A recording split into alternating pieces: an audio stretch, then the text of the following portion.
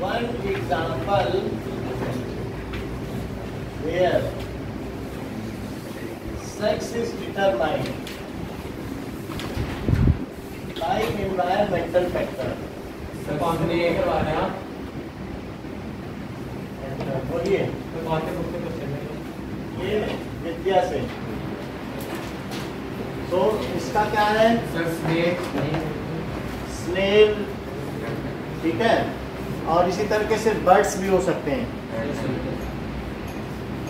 Okay, now question समझ में कि कुछ होता है कि अब अगर उसको कम हीट में हैचिंग की गई तो वो मेल होगी और ज़्यादा में की गई तो फीमेल है, वही है, लेकिन temperature based determination of sex है। उसमें ये डीएनए से नहीं होता। जैसे हमारे में 23rd क्रोमोसोम सेक्स क्रोमोसोम है, लेकिन स्नेल में ऐसा नहीं है। उसमें मेल स्नेल भी बन सकता है, फीमेल भी। That is depend on how the temperature is kept during hatching. Sir वो स्नेक में होता है ना, हैचिंग वाले टेम्परेचर? नहीं, हैचिंग वो बर्ड में भी होता है, और कई बार क्या होता है कि जो स्नेल है, तो स्नेल के केस में क्या चीज़ दी गई है, स्नेल में होता है ऐसा, ठीक है कि नहीं। सो घोंगा जानते हो ना, दैट इज उसके ऊपर वो कवर सी रहती है, कैंसर और ऐसे ऐसे चलता रहता है। तो उनके केस में कि that is also the temperature जो ऑफ हैचिंग है कि ड्यूरिंग उनके development, so it is the temperature based sex determination. और आपकी बुक में भी दिया है कि कुछ बर्ड्स में भी ऐसा होता है। Now next is, so you can write more examples of it. Let us tell you.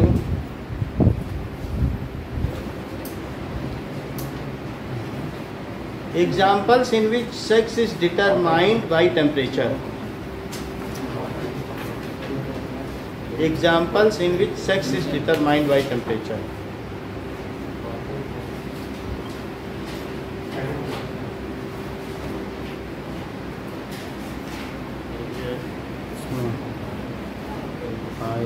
Are you?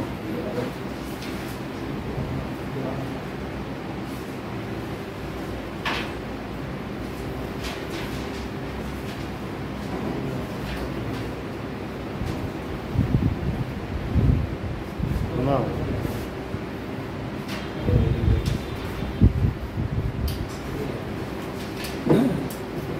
Okay. What is the cause of variation in asexually reproducing organism? So, cause of variation in asexually reproducing organism. So, उनमें क्या cause हो सकता है? Variation आता जाता है, जैसे bacteria में ये सेक्सुअली रिप्रोड्यूसिंग है, कई में वेजिटेटिव रिप्रोडक्शन होता है, और कई में रीजनरेशन, फ्रेगमेंटेशन, ऐसे और भी कुछ हो सकते हैं। तो कॉज ऑफ वेरिएशन क्या हो सकता है? सर बहुत प्रिमिटिव होगा तो डीएनए रेप्लिकेशन, उसमें भी कुछ ना कुछ चेंज होता है। अदरवाइज इन्वायरमेंटल फैक्टर्स, तो दो चीज़ें हो सकती हैं। कौन सी? DNA replication, and other is environmental factors. का मतलब समझते हो? Yes sir. जैसे यूवी रेस पड़ गई तो म्यूटेशन हो गया, तो इस तरीके से टूट गया DNA. Now so what is, तो वो कोऑर्डिनेटिंग इक्वेशन वाले कब मिलेंगे? मिल जाएंगे, अभी भी मिल जाएंगे, अभी आप जो टेस्ट लेंगे तभी दे देंगे। Basic events in evolution.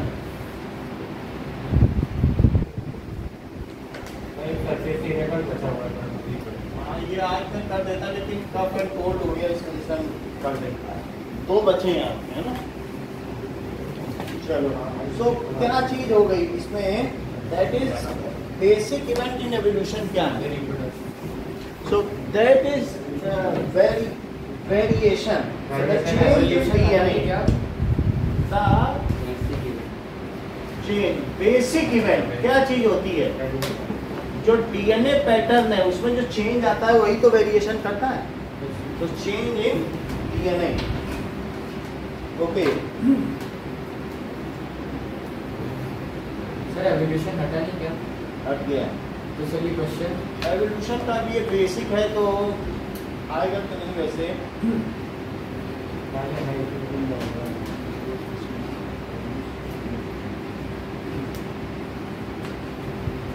So the three ways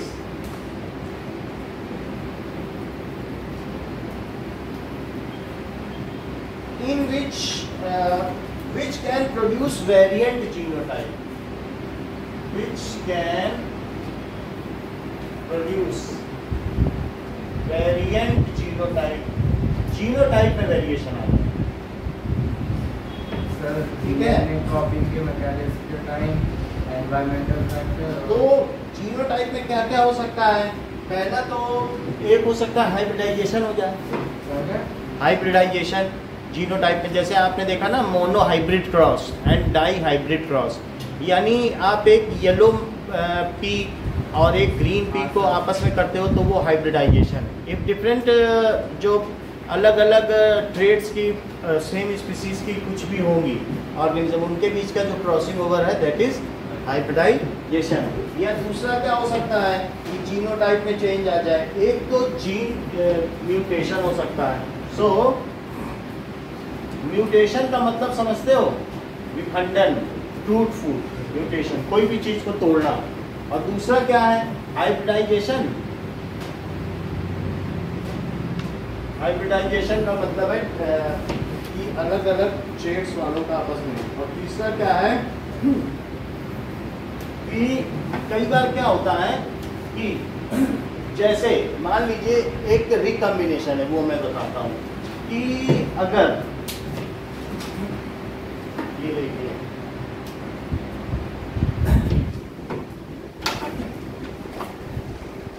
ये हमारे पास दो जीन है, तो एक क्या होगा, हमेशा जीन जो भी क्रोमोसोम्स होते हैं वो क्या पेयर में होते हैं? Good evening. क्रोमोसोम्स क्या होते हैं? एक मदर से मिलता है, जैसे आपके पास 23 पेयर ऑफ क्रोमोसोम है। तो तीसरी चीज है recombination. So let us see what is recombination.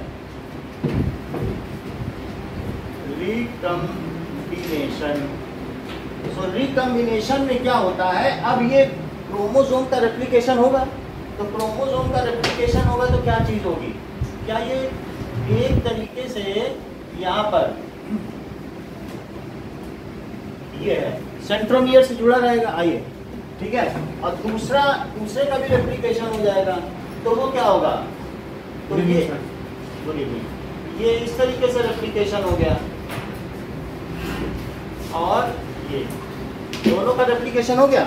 अब जब इनका रेप्लिकेशन हुआ तो ये ऐसे हो गया, आपस में क्या होगा, जहां पर ये क्रॉस करते हैं उसको सियास्मेटा कहते हैं, ठीक है ये नहीं? तो इसमें ये लोग क्या करते हैं, एक दूसरे से चेंज ओवर कर लेते हैं। कैसे चेंज ओवर कर लेंगे कि इसमें ये ऐसा है तो ऐसा होने के बाद ये, ठीक है, और इस तरीके से ये, तो ये ग्रीन से चेंज कर सकता है, अपना हिस्सा ग्रीन को दे दे और ग्रीन का पोर्शन खुद ले ले, ऐसा कर ले, तो ये चेंज हो गया। और दूसरा वाला जो ग्रीन वाला है वो क्या करे, वो रेड का ले ले। तो ऐसा आप लोग 11th की बायो में पढ़ेंगे, ठीक है। फिर भी इसमें रिकॉम्बिनेशन दिया हुआ है, सो रिकॉम्बिनेशन आल्सो कैन हैपन। ये देखो इनको डीएनए रेप्लिकेशन समझा दो, आप बताएंगे, ये देखो अभी वैसा क्वेश्चन उठाते हैं। तो ये आपने देखा, इसको क्या कहते हैं, रिकॉम्बिनेशन। फिर इसके बाद क्या होगा, क्या दोनों तरफ से स्पिंडल्स आएंगे और वो इनको सेंट्रियोल्स खींच लेंगे, तो आधे आधे टुकड़े हो जाएंगे कि नहीं? तो चार कौन कौन से डीएनए बनेंगे, वो तो आपको मालूम है ना कि किस तरीके से जब इनका सेल डिवीजन होता है तो दोनों तरफ से खींच लिया जाता है सेंट्रोमियर से, तो यहाँ से खींच लिया जाएगा, आधा उधर चला जाएगा, आधा उधर। तो कौन कौन से चार बनेंगे, जरा चेक तो करो। क्या एक ये बन जाएगा और बीच वाला यहाँ पे कौन सा बनेगा बताओ, ये, तो इस तरीके से बनेगा। और उसके ऊपर और नीचे का पोर्शन कैसा होगा, क्या रेड? तो एक ये डीएनए बन गया, एक क्रोमोसोम बन गया। और तीसरा वाला कैसा बनेगा, क्या ऐसा बनेगा, उसमें ऊपर नीचे ग्रीन होगा, अगर यहाँ से टूट हो यहाँ से टूट होगा कि नहीं? तो क्या बन जाएगा ये। और जो फोर्थ बनेगा वो किस तरीके से बनेगा, रेड। तो यहाँ हमने देखा कि वही जो था it is 2n is now converted into 4n। बात समझ में आ गई? इस चीज को आपने समझा कि बहुत आसान सी चीज है। यहाँ से यहाँ तक क्या हो रहा है बताओ? दैट इज यहाँ से यहाँ तक क्या हो रहा है बताइए? ये क्या प्रोसेस है? DNA replication. इसको क्या कहेंगे? DNA replication. और साथ ही साथ क्या हो गया? क्या रिकॉम्बिनेशन भी हो गया, क्योंकि क्रॉसिंग ओवर हो रहा है। तो ये जब क्रॉसिंग ओवर हुआ है एक दूसरे के ऊपर, तो उससे क्या होगा? रिकॉम्बिनेशन होगा। तो क्रॉसिंग ओवर, तो इसको पूरा कहेंगे रिकॉम्बिनेशन। अब रिकॉम्बिनेशन होने के बाद ये क्या हो गया कि 2, देखो रेप्लिकेशन भी हो गया, तो क्या यहाँ तक, यहाँ से यहीं आके 4n हो गए, और ये भी 4n ही है क्या? सो अब इसमें ये चीज जो चीज हो गई, ये रिकॉम्बिनेशन हो गया। सो रिकॉम्बिनेशन को हमने एक पूरा प्रोसेस दिखा दिया। और उसके बाद क्या हो गया? रिकॉम्बिनेशन के बाद क्या हो गया? जब ये अलग अलग हो गए सारे, जो क्रॉसिंग ओवर होने के बाद ये कह सकते हैं कैरियोकिनेसिस। कैरियोकिनेसिस का मतलब है न्यूक्लियस का डिवीजन। तो आधे इसको मिल जाएंगे, आधे इसको मिल जाएंगे। कैरियोकिनेसिस में 2 अलग अलग सेल को मिलेंगे कि नहीं? क्योंकि ये एक सेल में थे, और अब ये क्या, ये 2 अलग अलग सेल बन जाएंगे? बोलो, जब 2n इसके पास हो जाएगा और 2n, तो क्या इनमें चेंज नहीं आ गया? बोलो। तो इस तरीके से जब माइटोसिस होती है तो उसमें ये प्रोसेस भी अकर हो जाता है कि कई बार क्या होता है कि जो डिफरेंट पेयर हैं उनकी आपस में एक दूसरे के साथ क्या हो जाती है? Crossing over. तो कौन कौन से 3 तरीके हैं जिनसे कि वेरिएशन प्रोड्यूस हो जाते हैं जीनोटाइप में? तो पहला हाइब्रिडाइजेशन। हाइब्रिडाइजेशन जानती हो?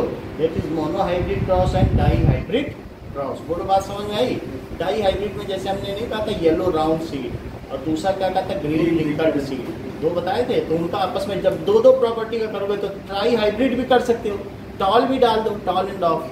तो इस तरीके से हाइब्रिडाइजेशन, संकरण जिसको कहते हैं, कि ब्राह्मण लड़का अगर एक कायस्थ की लड़की से शादी करे। कायस्थ किसको कहते हैं? जब हिंदू मुसलमान का आपस में शादी हुई तो जो जाति पैदा हुई उसे कायस्थ कहते हैं। जैसे श्रीवास्तव हुए ऐसे लोग, ठीक है कि नहीं? तो जैसा भी हो, तो उनमें अगर हाइब्रिडाइजेशन, हाइब्रिडाइजेशन का मतलब है कोई प्योर ब्रीड किसी दूसरी प्योर ब्रीड से आपस में करेगा तो उसमें क्या होगा? हाइब्रिडाइजेशन हो जाएगा। तो इसी तरीके से इसमें भी है। तो 3 कौन कौन सी चीजें बताई गई जिसकी वजह से जीनोटाइप में चेंज आ सकता है?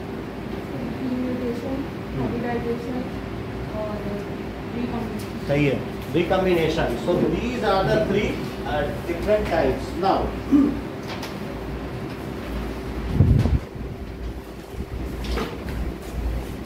second question, what is the effect of DNA copying which is not perfectly accurate on the reproduction process? What is the effect of DNA copying which is not perfectly accurate?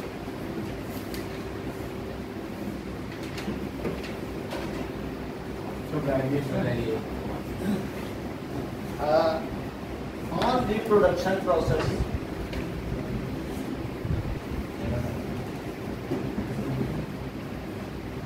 तो ये जो DNA का replication होता है, यश, क्या वो during reproduction ही होता है कि बाद में भी कभी हो सकता है?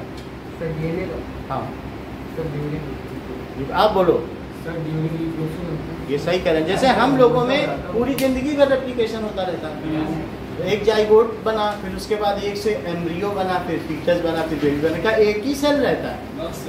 वो रेप्लिकेशन हो गया, अभी भी हो रहा है। आप लोग अभी भी एडोलेसेंट से एडल्ट बनोगे तो क्या रेप्लिकेशन, क्या आपकी बॉडी मास नहीं बढ़ेगा? बायोमास।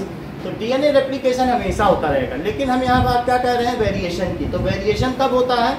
जब डीएनए रेप्लिकेशन ड्यूरिंग रिप्रोडक्शन, तब वेरिएशन होगा। वरना बॉडी में तो होता रहे तो उससे कोई फर्क नहीं पड़ेगा ना। So that is it will result in what is the effect of DNA copying which is not perfectly accurate on the reproduction process? तो इससे क्या होता है? It leads to less adaptation to nature and there is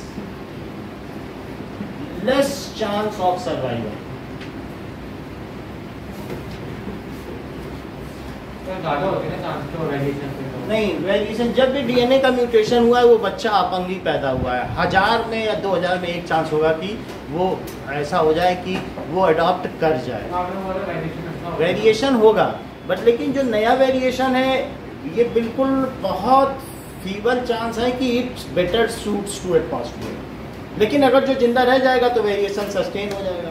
और पहली बात जिंदा रह गया, फिर उसके बाद नेचर उसे अडॉप्ट कर ले, उसे कोई जो सर्वाइवल एडवांटेज मिले। बहुत सारे ऐसे वेरिएशंस होते हैं जो कि टिक नहीं पाते हैं, और कुछ ऐसे भी हैं जिन्हें सर्वाइवल एडवांटेज मिल जाता है। जैसे हमने बीटल का केस देखा, रेड बीटल से ग्रीन बीटल और ब्लू बीटल, तो उसे जो ग्रीन बीटल है उसे कैमोफ्लेज का एडवांटेज मिल गया।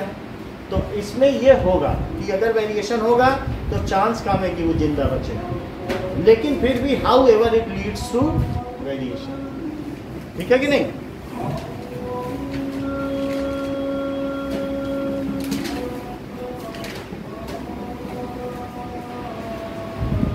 भाई जैसे आपने देखा कि बहुत सारे ऐसे इंग्लिश मॉम्स होती हैं जो बियर पीती हैं, अल्कोहलिक होती हैं और साथ में स्मोकिंग करती हैं, और उनके बच्चे म्यूटेटेड पैदा होते हैं। आप लंदन में आओ कहीं देख लो तो जो इस तरीके के एरियाज होते हैं जो अर्बन एरिया है, तो वहाँ पर बच्चों को कुछ न कुछ तरीके की बर्थ प्रॉब्लम, कंजीनियल, जो मतलब गर्भ से ही हो, ऐसी प्रॉब्लम होती है। तो क्यों होती है? ये म्यूटेशन की वजह से होती है। तो फिर वो क्यों नहीं सारे सर्वाइव कर जाते हैं? अच्छे ही निकले, स्मोकिंग ही सब करें, लेडी सबको ऐसी सलाह दी जाए कि अल्ट्रा वायलेट रेज में ही रहें, बट ऐसा तो नहीं कहा जाता। तो इस तरीके से फिर हम पर्पसली म्यूटेशन वो कराएं ना, वेरिएशन नहीं। अगर ऐसा होता तो नहीं। सेलिब्रिटी तो जितनी भी लेडीज है सारी सेलिब्रिटीज तो सारे सर उनके बच्चे के लिए। अगर मान लीजिए जो सेलिब्रिटीज पिएंगे, अगर गर्भावस्था के दौरान वो पिएंगे, फिर वो बहुत ज़्यादा उनके उसमें आ जाएंगे, जो उनका डेली केयर होगा, सब कुछ होगा। ऐसा नहीं है, तो वो लाइमलाइट में रहना चाहते हैं, म्यूटेटेड बच्चे पैदा नहीं करेंगे। तो ऐसा होता है तो उनकी बहुत ज़्यादा ही केयर होती है उस समय। जो गाइनोलॉजिकल केयर होती है ना, गाइनोकोलॉजिस्ट अक्सर विजिट करेगी, ये करो वो करो, 10 तरीके के प्रतिबंध होते हैं। ठीक है कि नहीं? तो ऐसा नहीं है कि वो तब भी पीती ही ना। Name the scientific name, give scientific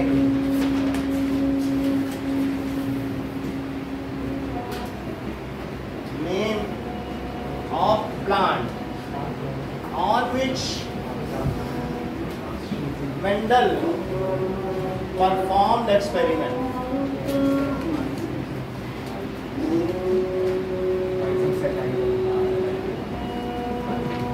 That is Pisum sativum. अब आपके पास दो अवसर हैं, Pisum sativum।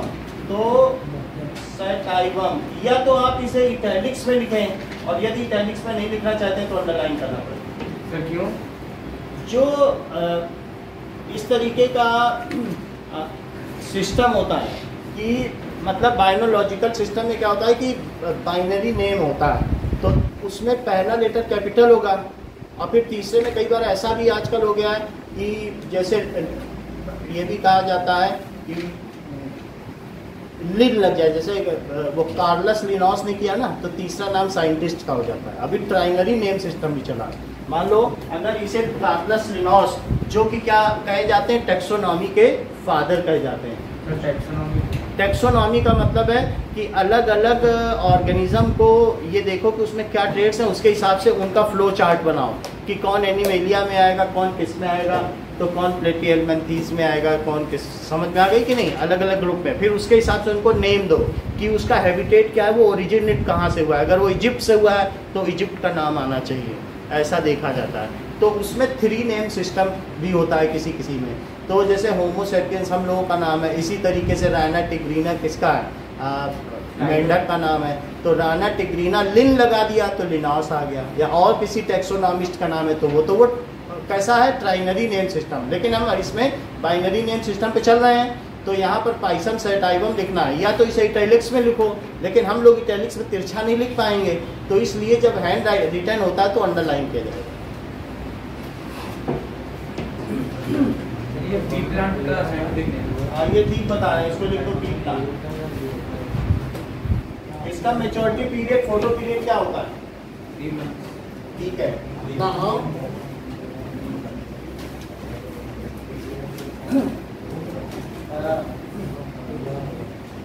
What is gene? Gene क्या चीज होती है? And what is heredity?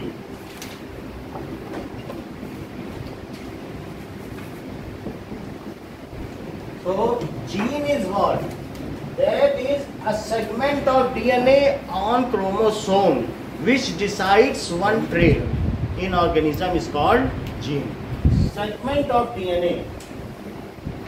Segment of DNA. ठीक है? On a chromosome.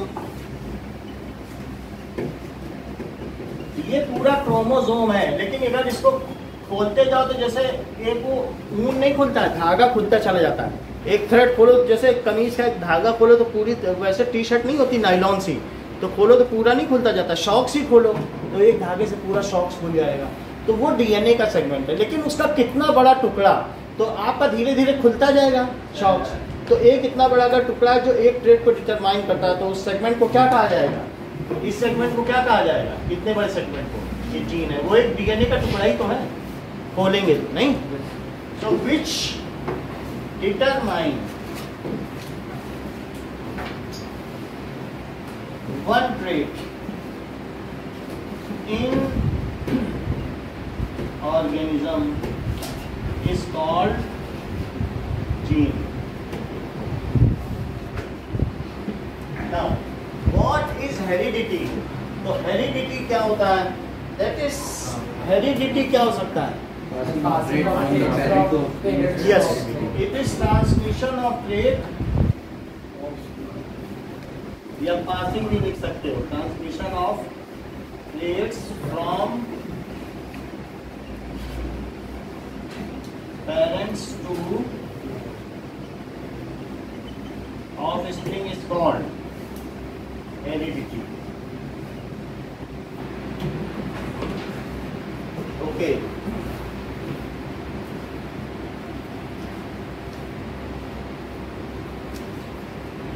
Now,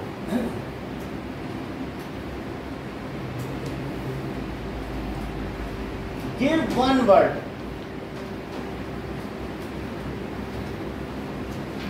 for the mechanism by which variations are created and inherited. The mechanism by which, इसमें तो लिखा है gene is part of DNA which make protein.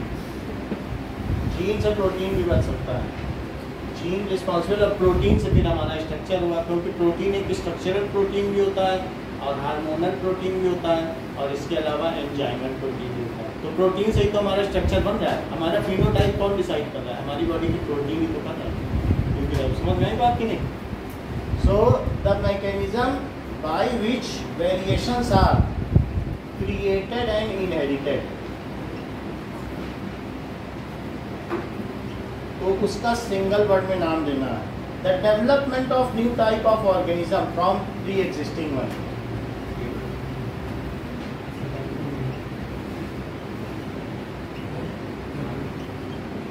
Of organism from pre-existing ones.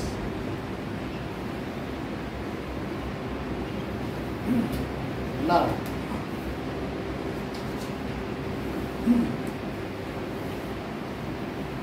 alternate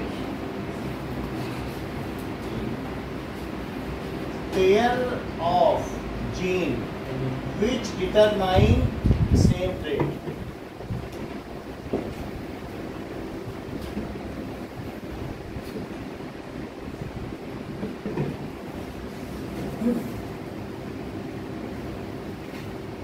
Now,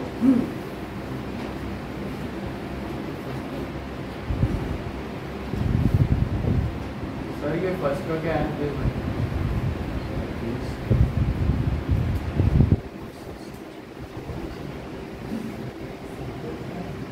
The gene which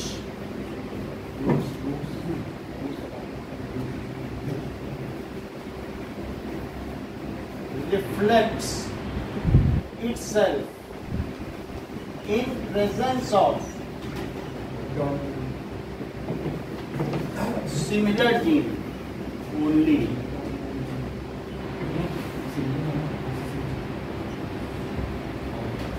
ठीक है, सो ये 4 question पूछे गए आपसे, इनका 1 वर्ड आपसे पूछा जा रहा है। तो आप एक वर्ड में कुछ बिना क्वेश्चन आते हैं।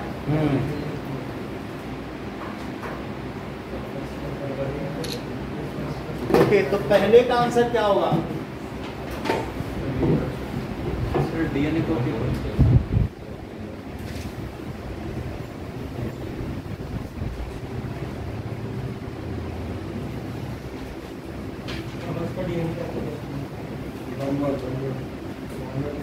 एक वर्ड में बताओ, 2 नहीं लगा सकते। सर रिप्रोडक्शन ये ज़्यादा ठीक कह रहे हैं, इनका कहना अधिक अच्छा है। सर वेरिएशन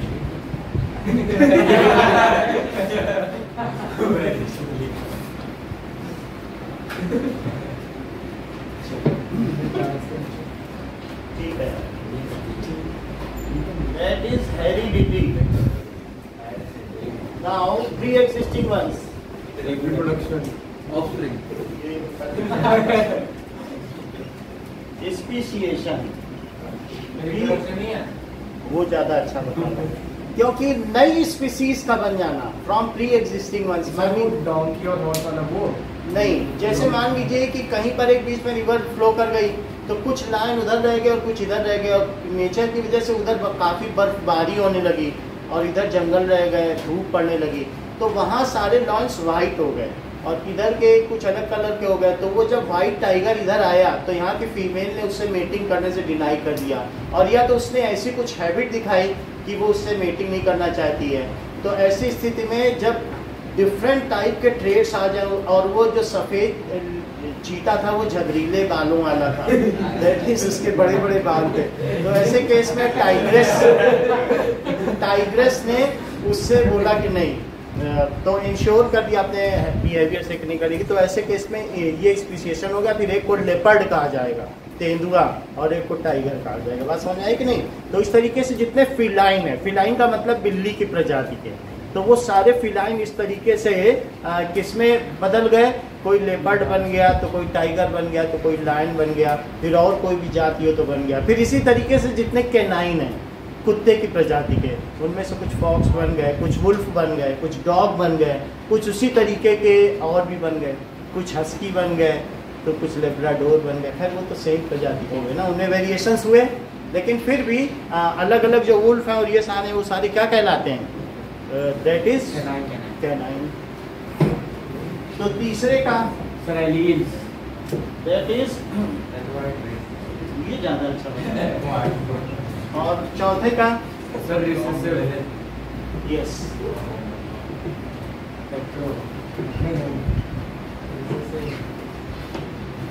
सर वो 2 वर्ड हो गया सर। फिर भी आप नहीं चाहिए।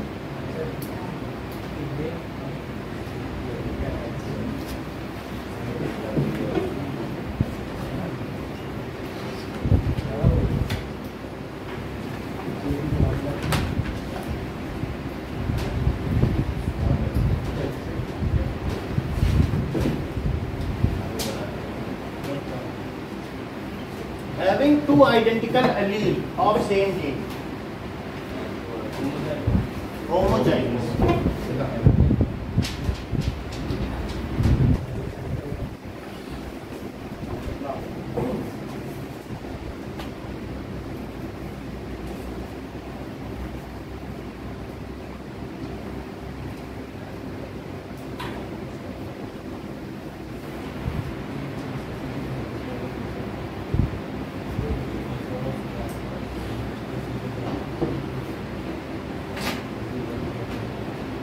When two individuals are absolutely alike in a population,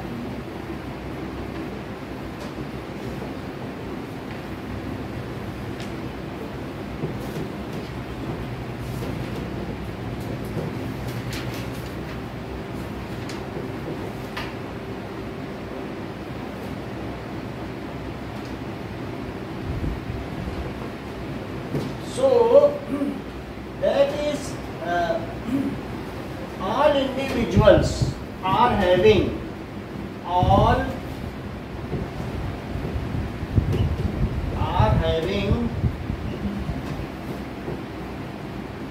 different kind of genes. समझ में आई बात कि नहीं?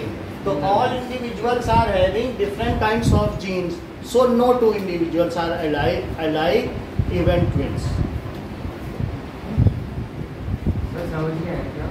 पूछ रहा है कि भारत, आप क्या जानते हैं कि भारत का इतनी धीमी गति से विकास क्यों हो रहा है? तो उसने कहा क्षमा कीजिए महोदय, भारत का पर्याप्त तेजी से विकास हो रहा है। बात नहीं। तो वो पूछा कब दो लोग बिल्कुल एक जैसे होंगे? तो उन्होंने कहा क्षमा कीजिए, डीएनए एक जैसे हो नहीं सकते, क्योंकि अगर मान लीजिए कि एक एग में ही दो स्पर्म एक साथ चले गए तो ऐसी स्थिति में भी उसका फिर विखंडन होगा, वो दोनों स्पर्म लाइक नहीं होंगे। तो ऐसी स्थिति में भी जो ट्विंस होंगे उनमें कुछ ना कुछ डीएनए का फर्क होगा ही होगा। तो इसलिए ये कहा जाएगा कि no two DNA are alike, so no two individuals are alike. Sir तो ऐसा क्वेश्चन है कि जीन ही नहीं था, क्वेश्चन नहीं पूछ रहा तो आपको आंसर सही देना है। मतलब ये भी एक ये टेक्नोलॉजी आईएएस और आईपीएस में यूज पूछी जाती है कि जो पीसीएस की परीक्षा में कि आपसे क्रॉस क्वेश्चनिंग की जाएगी। बात समझ में आई कि नहीं? तो आपको फिर उसका आंसर देना पड़ेगा, ठीक है कि नहीं? वाई और वाई नॉट ऐसा पूछा जा सकता है। सर तो उसमें बोलना चाहिए कि जीनोटिपिकली सेम नहीं होते, फिनोटिपिकली तो सेम होते हैं ना ट्विंस। फिनोटिपिकली नहीं माना जा सकता, ऐसा नहीं कह सकते जीनोटिपिकली तो नहीं है, फिनोटिपिकली तो हैं। अलाइक, अलाइक का मतलब हर तरीके से, इंटरनली एंड एक्सटर्नली, वो दोनों चीजें देखी जाएंगी, ठीक है कि नहीं?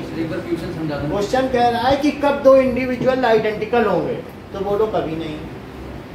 आंसर बन रहा है कि नहीं? अलाइक। कब दो इंडिविजुअल एक पॉपुलेशन में अलाइक होंगे? तो उसने कहा कि ये 6 अरब यहाँ की पॉपुलेशन है, 600 करोड़, तो 600 करोड़ धरती हो जाए तब चांस बनेगा कि एक डीएनए दूसरे से मिले। इतने ज्यादा वेरिएशन, पहले इतनी धरती तो होने। So no two individuals are alike.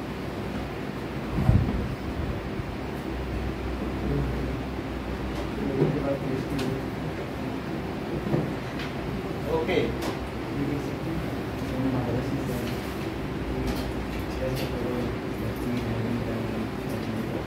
Second कि why is the progeny always tall when a tall pea plant is crossed with a short pea plant? Why progeny का मतलब ऑफ स्प्रिंग, ये जानते हो? So progeny is always tall when homozygous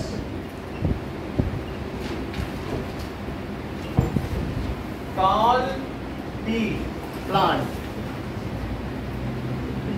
is crossed with a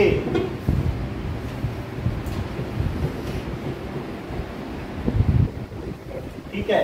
अगर मैंने homozygous tall P plant लिख दिया है तो क्या होमोजाइगस शॉर्ट पी प्लांट भी लिखूं? ये ठीक है? नहीं, मतलब इसमें होमोजाइगस की जरूरत नहीं है। ये बिल्कुल ठीक नहीं। दैट इज विद ए, क्योंकि उस केस में रिसेसिव है, वो जब आइडेंटिकल होगा तभी शॉर्ट होगा, तब तो जरूरत नहीं है ना।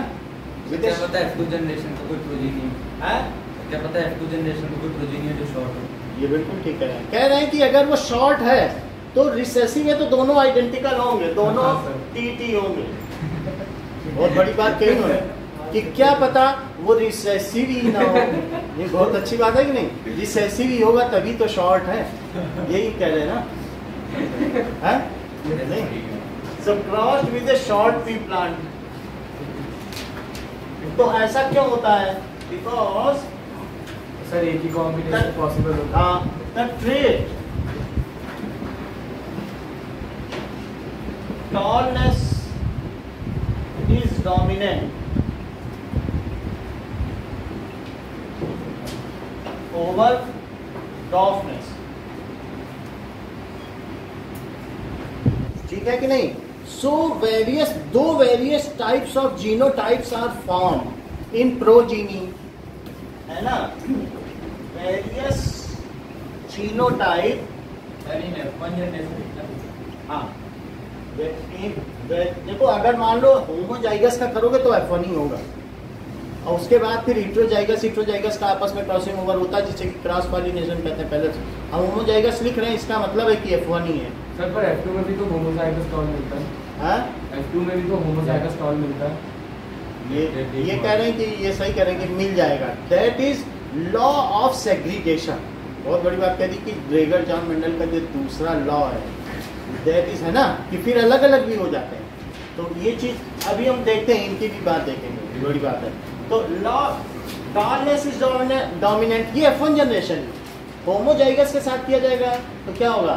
F1 जनरेशन ही तो होगी कि नहीं? फिर बाद में कैपिटल T स्मॉल t का किया जाता है आपस में, उससे जो दो जीन बनते हैं। तो कौन कौन से जीनोटाइप बनेंगे? या जितने भी बनेंगे वही वेरियस टाइप्स ऑफ जीनोटाइप्स, एक ही बनेगा। देन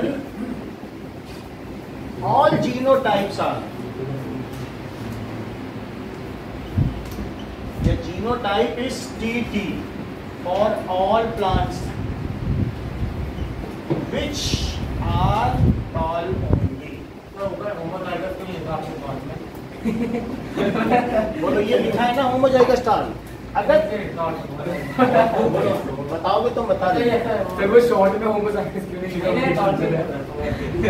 सर इसको लिख ले रहा है, ये कह रहा है कि शॉर्ट के अंदर होमोजाइगस नहीं, वो लिखते नहीं भाई।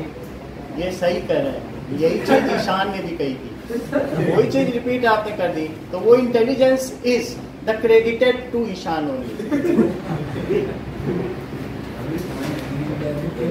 कि जो शॉर्ट है, जो रिसेसिव है, उसमें होमोजाइगस लिखने का कोई मतलब ही नहीं है कि नहीं?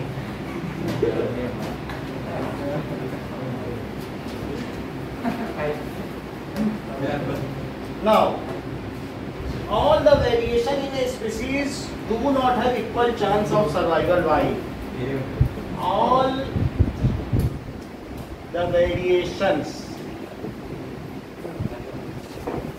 in a species, जो एनवायरनमेंट में चेंज हुआ होगा, उस चेंज से सर्वाइव करने के लिए कोई वेरिएशन काम करनी होगी, do not have equal chance of survival. भाई आप लोगों ने ध्यान से सुना जो ईशान ने बोला? नहीं बोला। ठीक है। So some variations are caused by environmental changes. ठीक है। क्या बोला मैंने?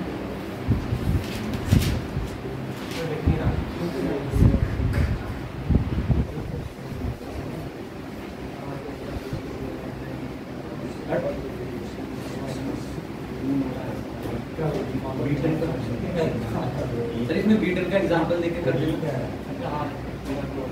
सर वही होगा ना कि जो एनवायरमेंटल चेंज है उसको सर्वाइव करने के लिए कोई वेरिएशन काम करनी है, तो यही बात होगी, इसका आंसर यही होना चाहिए। So in a species all the variations, so हाँ सर बीटल वाला एग्जांपल दे सकते हैं।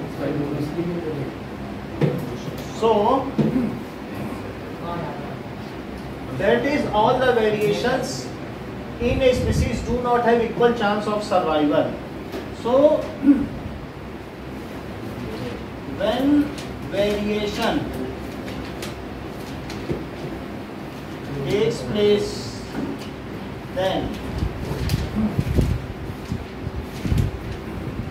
some variations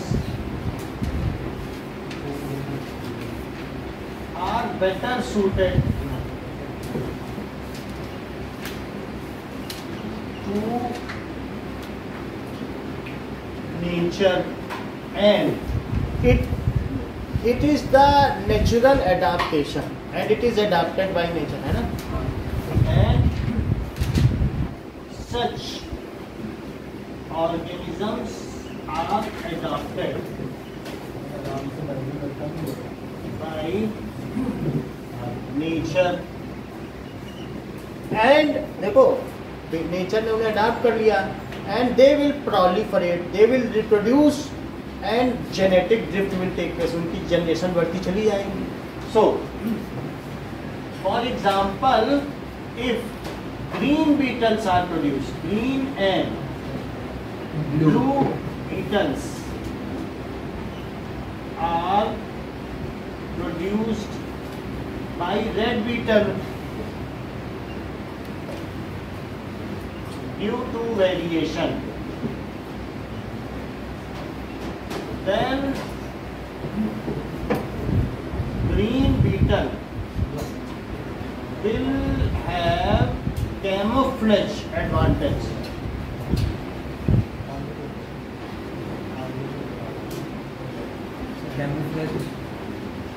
यानी छिप जाएंगे एडवांटेज, और वो camouflage advantage and will not be eaten by crow, है ना. फिर वो कौओं के द्वारा खाए नहीं जा सकेंगे and will not be eaten by crow. ये बात समझ में आई कि नहीं? हमने तुम्हारा नाम लिया है?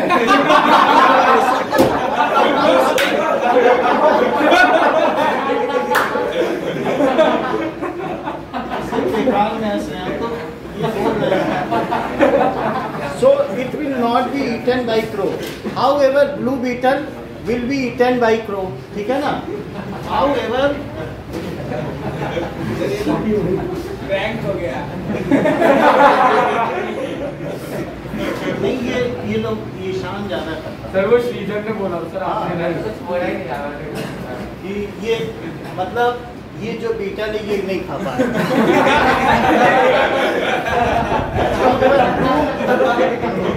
Beetle will not be naturally adapted, वो तो नेचर नहीं अडॉप्ट करेगा.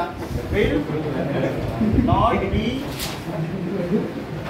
naturally, हाँ,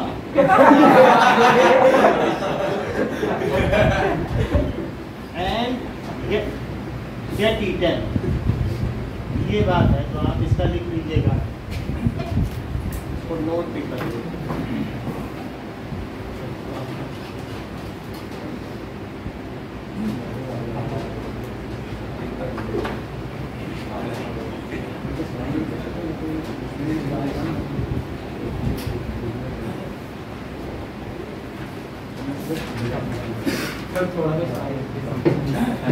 Now,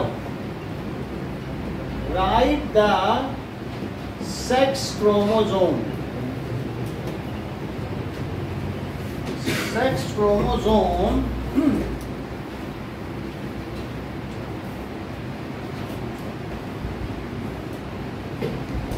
of sex of baby that inherits. Sex of वो आंसर दिख नहीं रहा है. हाँ बोलो. Eaten. अब देखो, write the sex of baby that inherits Y chromosomes from father.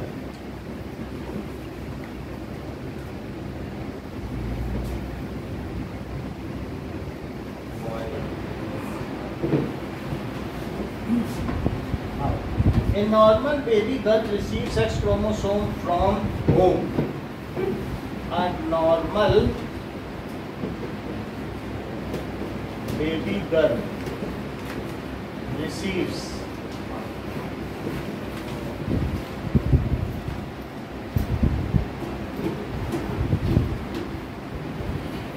from whom? Mother, father, both mother and father, or either from mother or father? Mother, father, both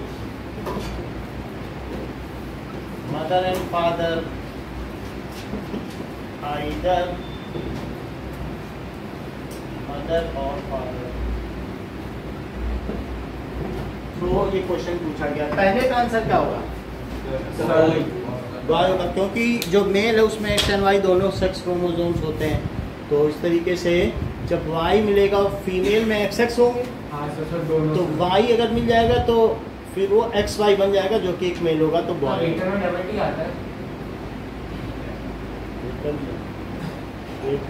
एक ही आना चाहिए।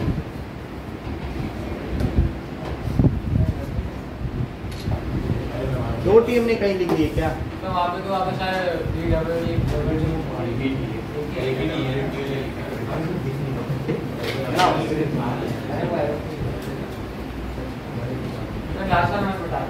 ठीक है।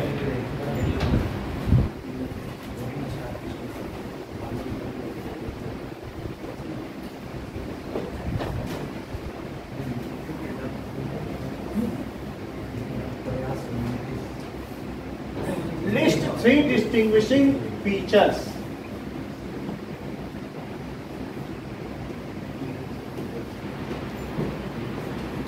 तो ये आखिरी क्वेश्चन है सर बी का आंसर किधर है?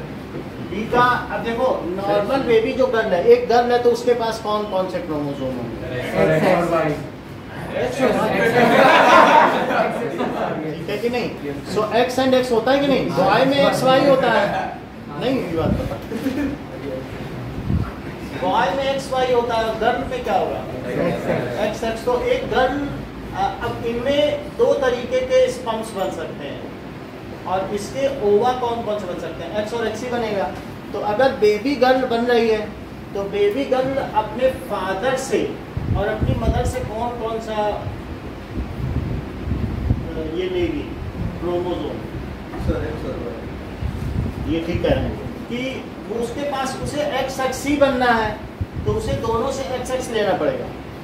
नहीं सर, हाँ, आपने ऑप्शन लिखा बोथ और इधर तो सर तो वो किससे एक्स क्रोमोसोम ले सकती है बताओ? बहुत एक्स तो दोनों से ले सकती है। बेबी गर्ल किससे लेगी बताओ? Receive sex chromosome from mother and father both. X mother से भी लेगी, और तभी तो उसके पास डबल एक्स बनेगा, है ना? ये तो नहीं कि एक से एक्स ले ले दूसरे से वाई लेना है, उसको तो दोनों से क्या लेना है? एक्स एक्स, तभी डबल एक्स बनेगा। So it will receive x chromosome both mother and father. बोलो बात समझ आ गई? अब देखिए आप लोग बता दो, हमें कुछ गड़बड़ लग रही तो हम ठीक सही है सर, सही है ना? ये हटा दें, ये हटा दें। So now 3 distinguishing features between acquired traits and inherited traits.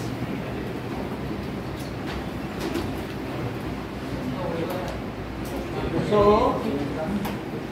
acquired trait and inherited trait. So ये नीचे का हटा दें। नहीं सर, वो पढ़ना था। सर डांसिंग, पेंटिंग, साइकिलिंग तो एक बार ये बात सही है। Do not bring change in DNA of germ cell. So जो एक्वायर्ड ट्रेट है, जैसे स्क्वायर मार्क हो गया, तो क्या इससे डीएनए में हमारे चेंज आ जाएगा? यस।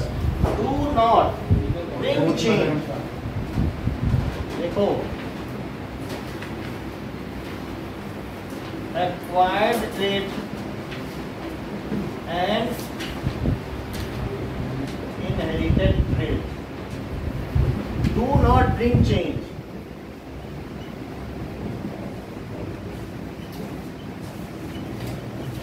in DNA pattern। तो उसमें नहीं चेंज ला सकते हैं। bring change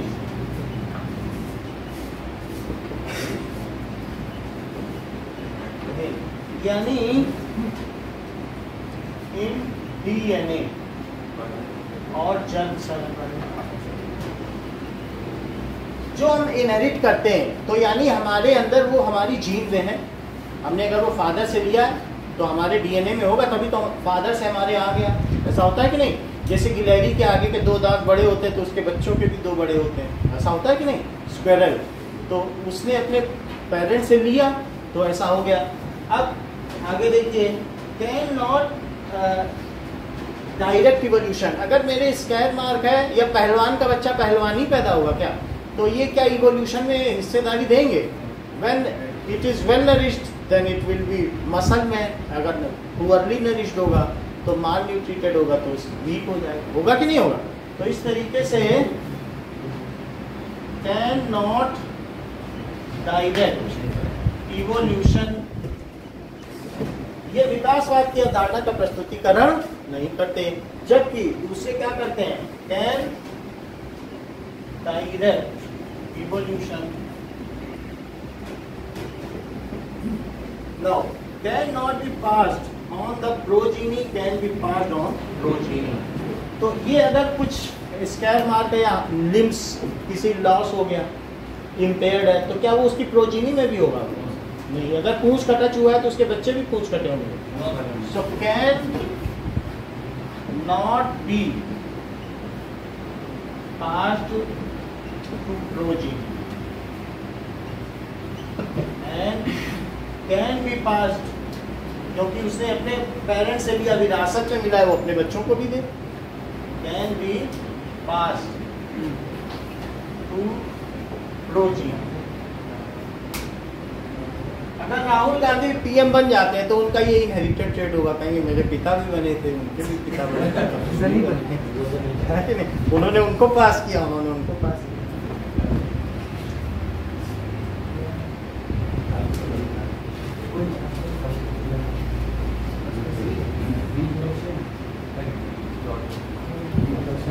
Now,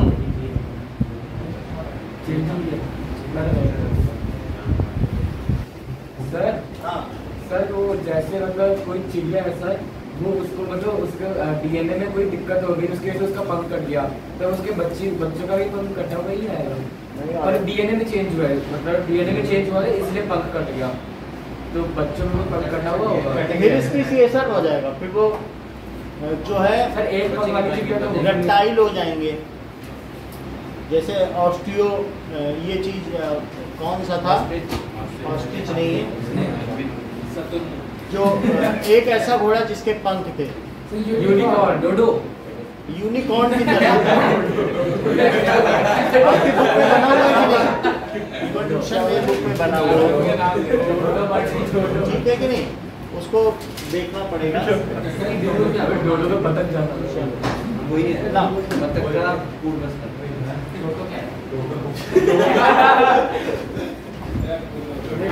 इसको हटा दे। Okay, now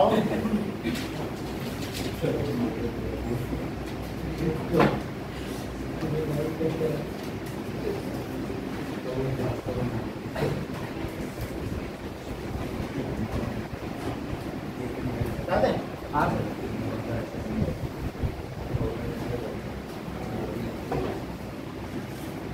Okay, now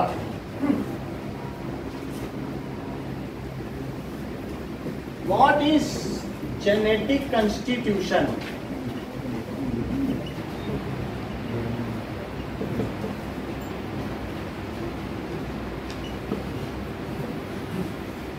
Of human sperm? और भाई ठीक है, now second, mention the chromosome pair present in zygote determining the sex of male child. Sir एक बार फिर से लिखिए। Mention the chromosomes pair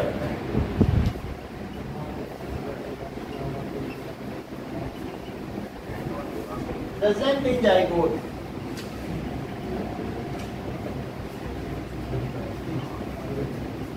determining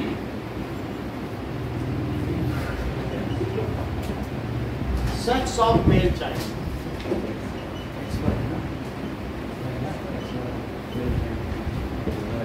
okay, तो पहले का आंसर है 22 autosomes plus 1 sex chromosome plus y sex chromosome sir x भी तो हो सकता है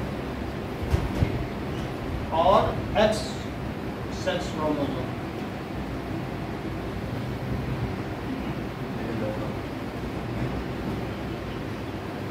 नाउ सेकंड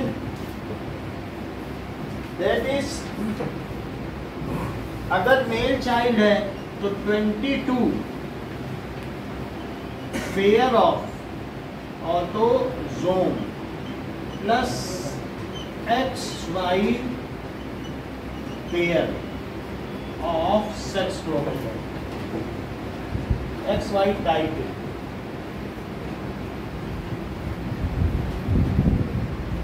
अगर एक बॉय है तो उसमें ये जेनेटिक कंस्ट्रक्ट होगा।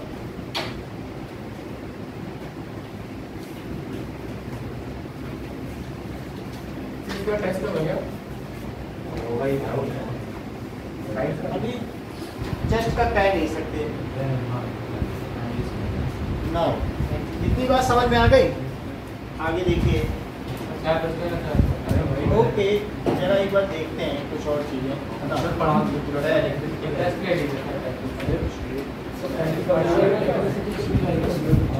Differentiate between pollination and fertilisation.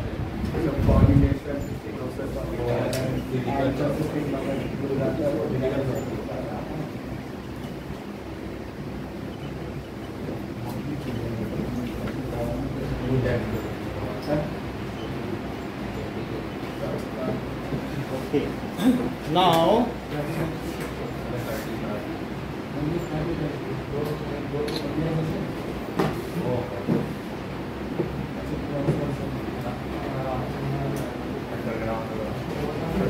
so transfer of pollen from stamen to pistil.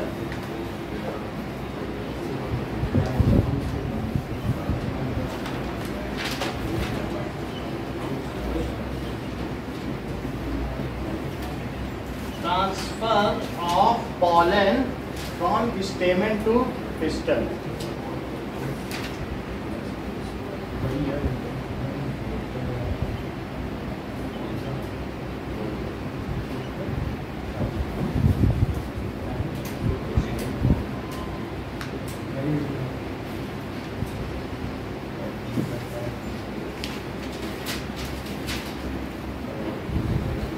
Now, next is sir वो 9 का बी का क्या आंसर था? क्या? 9% का बी का था उसमें था 22 पेयर ऑटोजोम और Of XY टाइप क्रोमोसोम, ये pair of autosomes plus XY type of,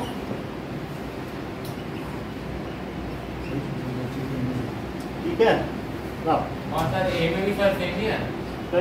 उसमें 22 थे, सिर्फ 22 ऑटोसोम पेयर में नहीं थे, और साथ में X क्रोमोसोम और Y क्रोमोसोम, ठीक है। अच्छा, इसमें क्या चीज है फर्टिलाइजेशन में? That is fusion of male and female का। ये तो कोई और सकता है male and female, fusion of male and female gamete. Now sir ये दो टाइप ये पहले होता है फर्टिलाइजेशन से, वो बाद में। ओके, पॉलिनेशन अकर्स, ठीक है। प्रीसीडिंग हाँ, सो पॉलिनेशन अकर्स,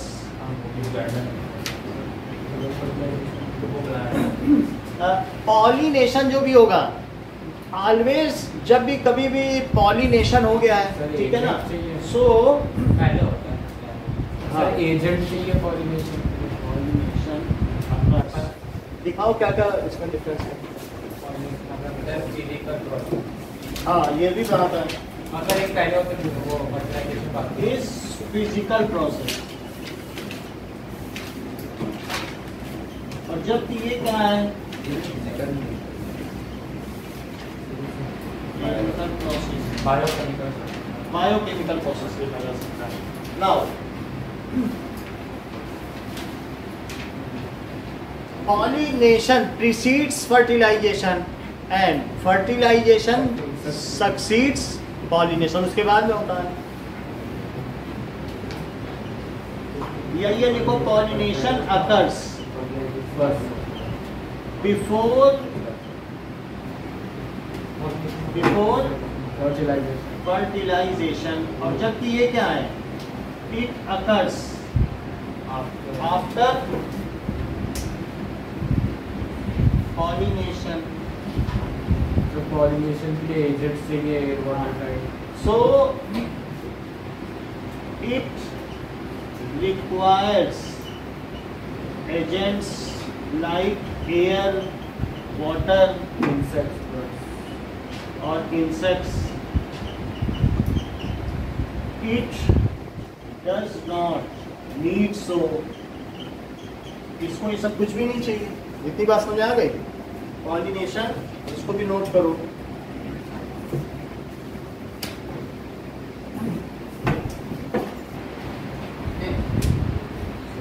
अब कुछ हम आपको एटी के क्वेश्चन। हाँ सर। आपका टेस्ट लेंगे। अब उसका लेंगे।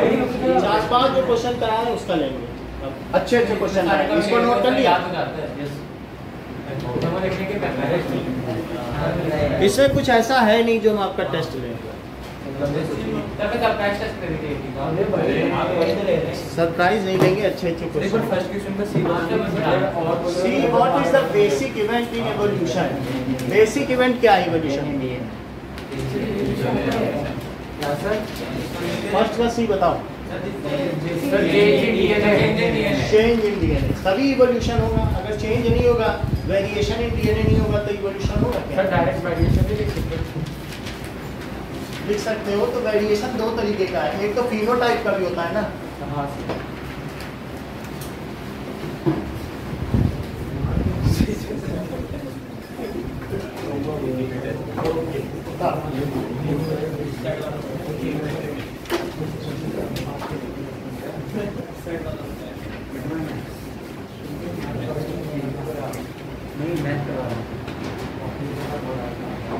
The sum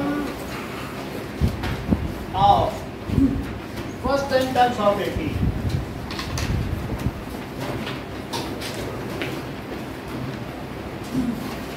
is 3n square plus 6n.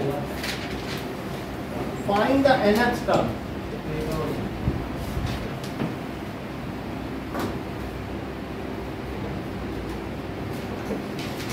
Okay, तो अगर फर्स्ट 10 टर्म्स का है तो जो S1 होगा वही A1 होगा क्या? तो हम A1 निकाल लें। ठीक है, S1 ही A1 होगा, एक टर्म का sum. That is 3 into 1 square plus 6 into 1। तो ये 3 plus 6 ये 9 हो गया। और S2 क्या होगा? क्या A1 plus A2 दो टर्म का सम होगा। लेकिन S2 रखने पर क्या रखना चाहिए? क्या यहाँ n रख दें? तो 3 into 2 स्क्वायर प्लस 6 into 2 ये कितना हुआ? 12 plus 12। तो ये 24 क्या हुआ? क्या A1 plus A2 ही S2 है? जरा चेक करो। A1, A2, A3 तो इन दोनों का सम ही तो S2 है। अच्छा, इसमें A1 कितना है? तो A1 को 9 रख दीजिए। सो इस तरीके से A2 कितना आ गया? तो 4 15 आ गया, ये सही कह रहा है। सो अब A1 हो गया 9, A2 हो गया 15, तो D कितना आ गया? 6। So find the nth term. So nth term क्या हो जाएगी? A plus n minus 1D। ठीक है, तो ये कितना हो जाएगा? 6 plus n minus 1 into 6। So 6 plus 6n minus 6। तो 6n आ गया। सर A 9 है। और 9 हो गया। तो कितना हो जाएगा? या फिर सृजन के मेथड से करना है। मान लीजिए इन्होंने कहा कि an minus 1 और an है, तो इनका सम कितना हुआ? क्या Sn? और इनका सम कितना हुआ? यदि Sn में से Sn minus 1 हटा दें तो क्या an आ जाए? an क्या होगा? 10वीं टर्म क्या होगी? जैसे 10th टर्म। तो यानी 10 टर्म के सम में से 9 टर्म्स का सम हटा दो तो क्या 10th टर्म आ जाएगी? बोलो, 10 टर्म के सम में से 9 टर्म्स का सम हटा दो। यही कर रहा है। तो that is Sn minus Sn minus 1। लेकिन Sn क्या है जरा वहां देखो। और ये क्या है? Sn minus 1। वो फिक्स रहने है ना। हाँ? ये ठीक है। और प्लस 6n-1, बोलो बात समझ में आई? इसका ये फार्मूला लगा, इसका ये बड़ा नहीं होगा। देखो that is 3n² plus 6n, और इसके अंदर क्या करोगे तो एक तरीके का मेथड है और कुछ नहीं है। 2n + 1 और प्लस 6n-6, तो क्या ये 6n कट गया और 3n² भी कट गया क्या? क्योंकि ये माइनस आ जाएगा, लेकिन 3 बाकियों से तो मल्टीप्लाई होगा, तो जब अंदर जाएगा तो अब देखो अभी काटना चाहो तो काट दो, लेकिन मैंने सिर्फ n² काटा है, क्योंकि जब इससे मल्टीप्लाई होगा 3 तो कट ही जाएगा कि नहीं। अब अंदर जाओ तो माइनस माइनस करके जाएंगे तो कितना हो जाएगा 6n, और अंदर जाओ -3, तो क्या माइनस आएगा? वो -6 माइनस भी मल्टीप्लाई में। अच्छा ये -6 प्लस 6, तो ये कितना हो जाएगा? ठीक है ना। इसी को सॉल्व करना है बस, समझ आइए कि अलजेब्रा है, अपने मन से 4 स्टेप में कर लो। सर वो n-1 स्क्वायर कैसे हुआ सेकंड स्टेप में, मतलब फर्स्ट स्टेप में? जो भी हो, अगर 9 रखना है तो 9 का स्क्वायर, n-1 तक कितना का सम करोगे तो n, ये जो भी है ना, ये फार्मूला है, इसी में आप इस फार्मूले में कहीं भी यूज कर सकते हो। कहोगे नहीं हमें तो n-1 टर्म्स का ही सम निकालना, तो रखो n-1 इतने का निकालना था। The first and last term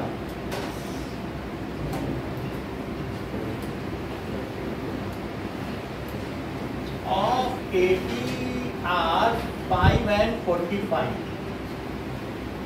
The sum of all term is 40. The sum of all terms is 400. Find D. So D की वैल्यू पता करनी है।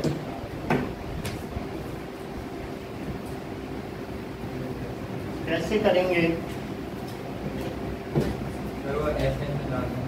Sn में डाल दें। So Sn is equals to n/2 a plus l. 400 is equals to n/2, 5 plus 45. तो 800 is equals to 50. तो n कितना हो गया? कितना आ गया है? तो n आ गया 16। तो an, अब यहाँ में n आया है तो अब d निकालें। an क्या होता है? a plus n-1 into D. जब ये 45 है और ये 5 है और n है 16, तो d कितना हुआ? 5 कितना आया? अच्छा ये फ्रैक्शन में आ रहा है। तो ये ऐसा है, बताइए ना। हाँ सर 8/3 का आ रहा है। 8/3 आ गया। ऊपर वाले में सर bn² को n² से कन्वर्ट। ये गड़बड़ किया गया, ये सही नहीं है, काट ही नहीं सकते। हम इसको ऐसे कर सकते हैं, ये तो ठीक है ना। हाँ सर। और ये अब अंदर ले जाओ 3n² और फिर और अंदर ले जाओ -6n और +3 और -6, सब ठीक है। अब तो काटा जा सकता है। तो 6n और ये -3 + 6, तो 6n + 3, ठीक है।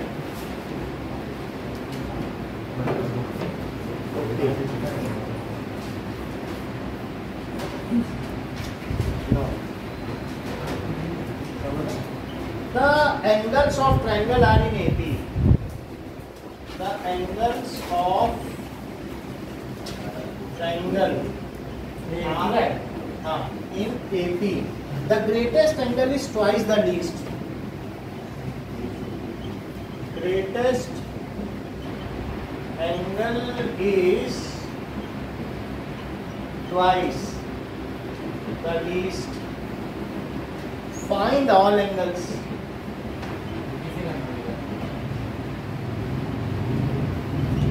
बताओ angles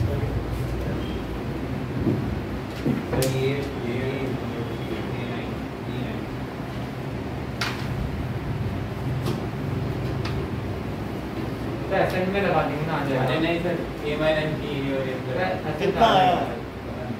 सर ओके सर मैं निकालता हूँ।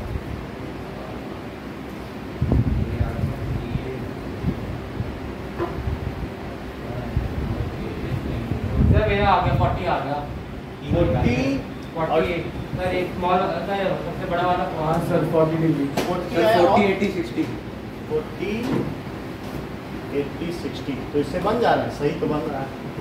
क्या नियम लगाया? सर एक को x माना एक को x माना तो बीच वाला उनके सम का अच्छा अच्छा। सो अब यहाँ पर एक को x माना, let small angle is x, है ना? तो ग्रेटेस्ट स्मॉलेस्ट अगर x हो गया तो ग्रेटेस्ट क्या होगा? तो ग्रेटेस्ट एंगल इज 2x। तो अब यहाँ पर a1 a2 a3 इन AP ये AP में है, तो ये x हुआ, ये a2 हुआ और ये 2x हुआ। बोलो ये बात सही है? Yes sir. तो ये बताओ कि क्या a2 माइनस x भी 2x इसकी जगह से ऐसे भी कर सकते हैं सर ना। मीन हो जाएगा हाँ? ना सर, ये मीन होगा, अब जिसे नहीं मालूम है मीन है सर, वरना 2x तो ले लेंगे ना। सीधा है कि इन दोनों का मीन होता है। सर एक प्लस एन वाले फॉर्मूले से कर लेते हो सर। किससे? सर वो n/2 एक प्लस एन वाला फॉर्मूला है ना, सम का उससे ज्यादा अच्छा आएगा। n/2 अच्छा जो 180 वाला है। सर, अच्छा आप ये देखो, ये 3 टर्म्स AB में है जो पहले हम उसको भी करेंगे। तो पहला टर्म x है और बड़ा वाला कौन सा है? 2x। तो बीच वाला ने a2 मान लिया। अच्छा बताओ a2 माइनस a1 क्या a3 माइनस a2 के इक्वल है? तो यहाँ से क्या आ गया? इसको उधर ले जाओ। सो 2a2 क्या आया? या 3x चेक करो, इसको उधर ले गए, इसको इधर ले गए, तो a2 कितना आ गया? या 3x/2 आ गया? तीनों एंगल आ गए, बोलो तीनों एंगल आ गए। यहाँ तक समझ में आ गई बात कि नहीं? ये सबसे छोटा एंगल, ये सबसे बड़ा। अभी a2 minus a1 is a3 minus a2। ऐसा कर मैंने a2 का मान लिया। सर तो इसको निकालने की जरूरत क्या, और सीधा a2 को a3 प्लस a1/2 ही तो लिखते हैं। वही तो, लेकिन कुछ लोग इस मामले में मीन में क्या है कि थोड़ा सा अनकंफर्टेबल हो सकते हैं, जैसे प्रवीण है, तो उनके लिए बता।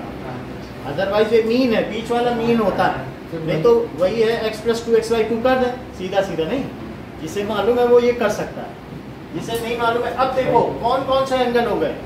सो नाउ 3 एंगल्स हो गए। सो दिस इंप्लाइज x और 3x/2 एंड 2x किसमें है? इन AP। लेकिन एंगल सम प्रॉपर्टी से इनका सम क्या हुआ? 180 डिग्री। It is 180 degree. तो इनको सबको जोड़िए। सो 3x प्लस 3x/2 इज 180। अब इसका एलसीएम लो, तो 6x plus 3x it is 180 हो गया। ये बात समझ में आई? तो अब 9x by 2 is 180. So 9x is 360. So x कितना हो गया? 40 डिग्री। तो बाकी निकाल लेना। तो 40 60 है?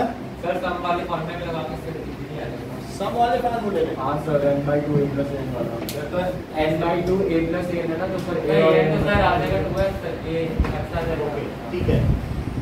अब देखिए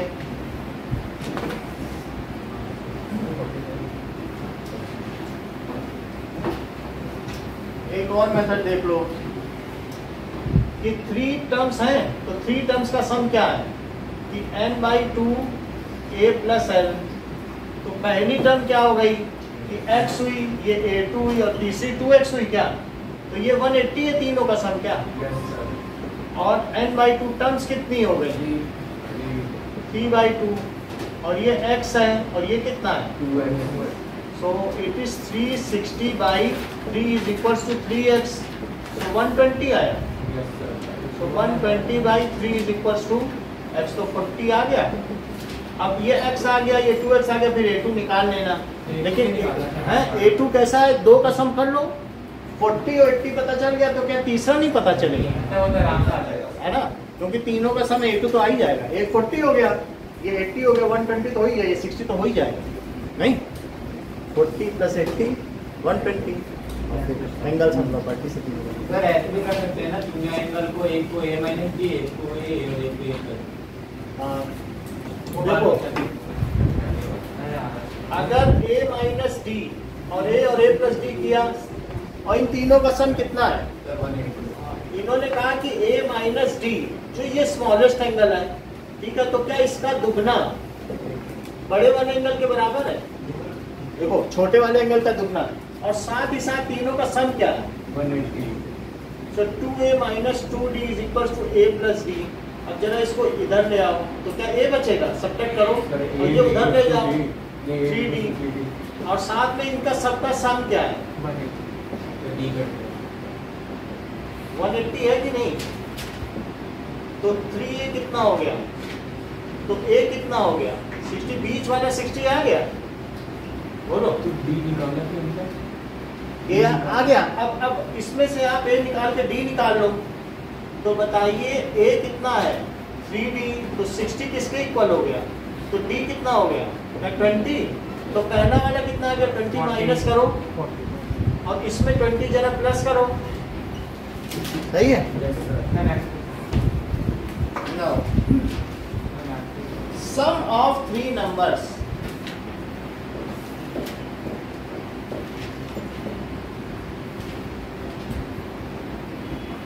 in AP and in AP is 12 and sum of their cubes is 288 and sum of their cubes is 288. Find numbers. तो वो नंबर पता करें, तो हमें क्या नंबर्स लेने चाहिए?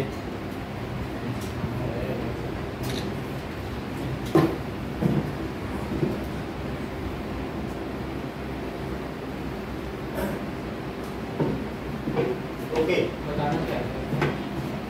फाइंड नंबर्स, वो कौन कौन से नंबर हैं? सो देखिए a माइनस डी, a और a plus D R 3 numbers in AP, ये लेट में करना पड़ता है, और फिर इनका जरा सम करो।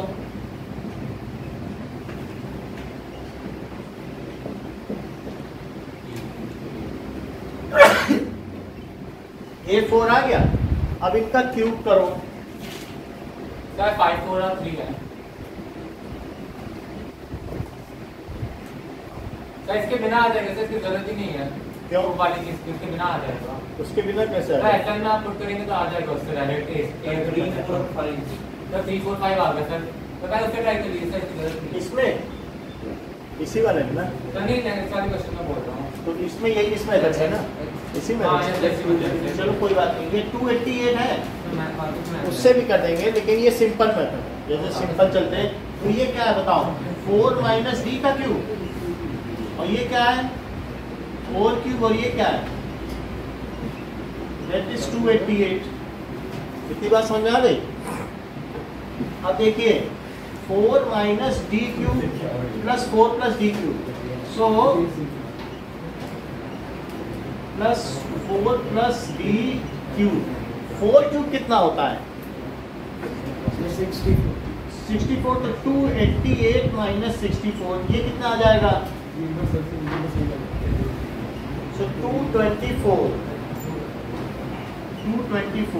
अच्छा ये बताओ a cube plus b cube का फार्मूला आता है?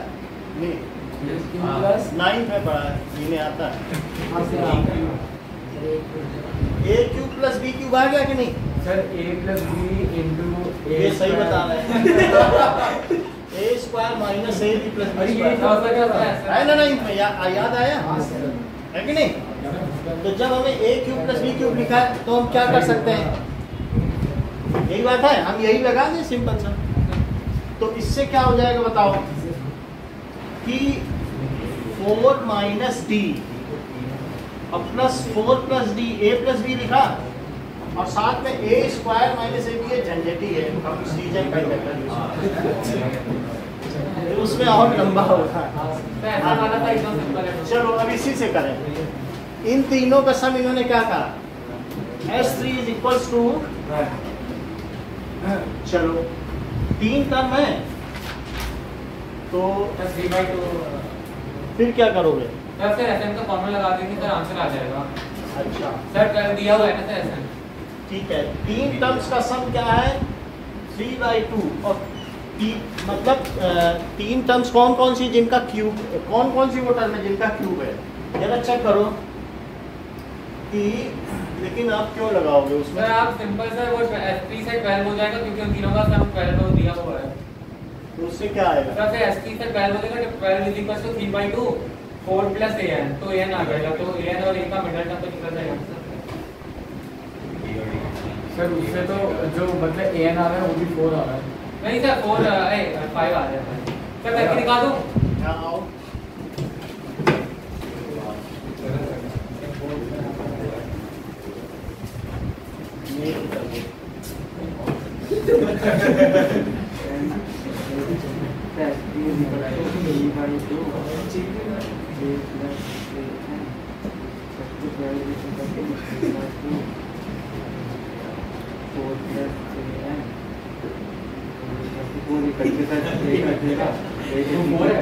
A4 नहीं है ना पहली टर्म, सर 4 आ गया ना, वो तो मिडिल टर्म है।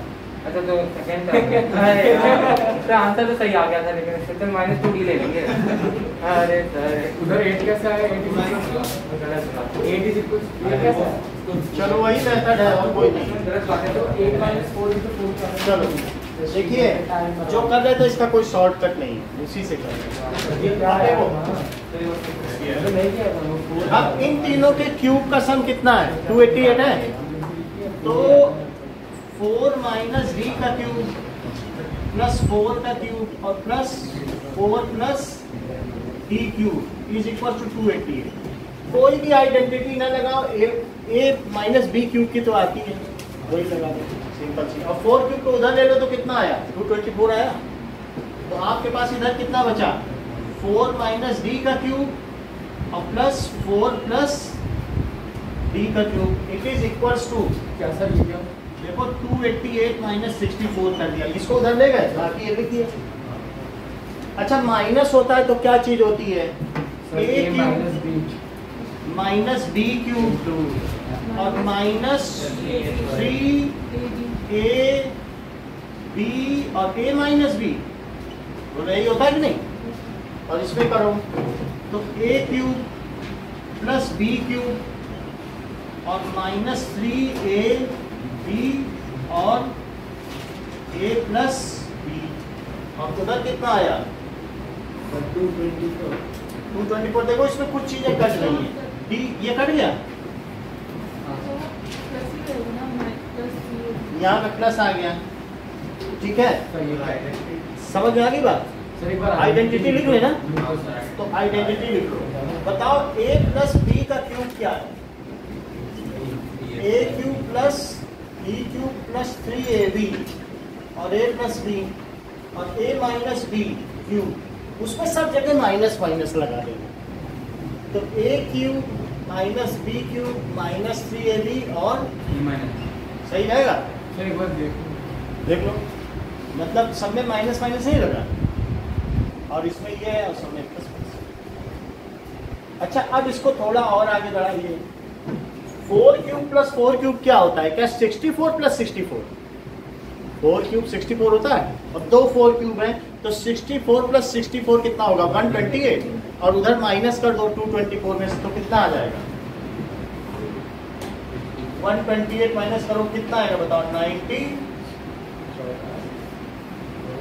96 आ जाएगा। तो यहाँ पर देखिए क्या क्या बच रहा है, अब अंदर मल्टीप्लाई करो तो 12d इंटू 4, तो 12 4 जाए 48d माइनस का, और जाओ अंदर तो क्या प्लस 12d स्क्वायर, और यहाँ जाइए सो प्लस 48d और plus 12d square it is equals to 96। क्या चीजें कट गई?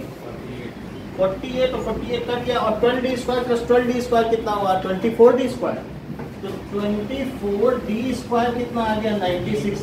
अगर मान लो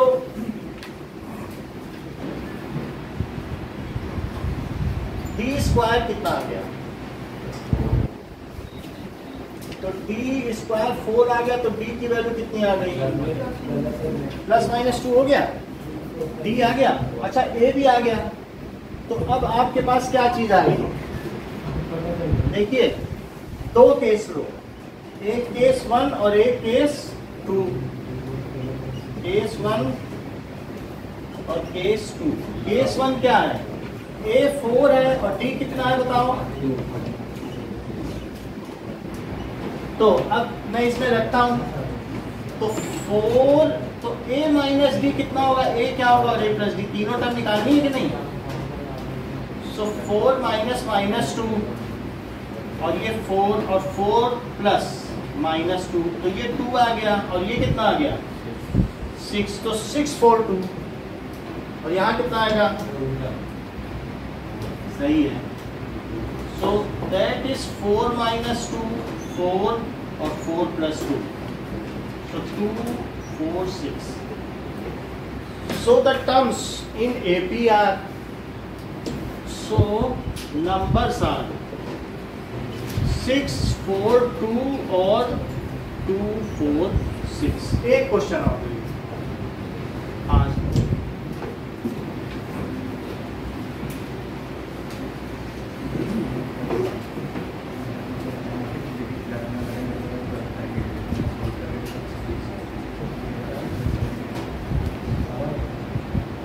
एक बार वापस समझाऊंगा सर, इसी मेथड को समझा।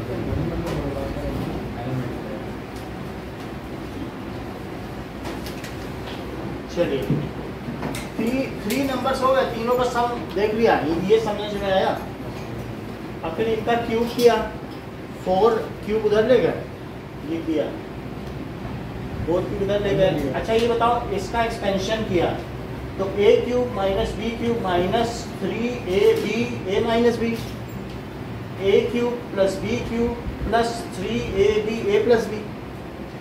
अब ये तो कट गया, ये लिखा है, इसको लिख दिया 48d और इसको और ले गए, तो 12d² प्लस का बोलो, और इसी तरीके से इसको किया, तो दैट इज 48d और प्लस का 12d², बाकी d आ गया।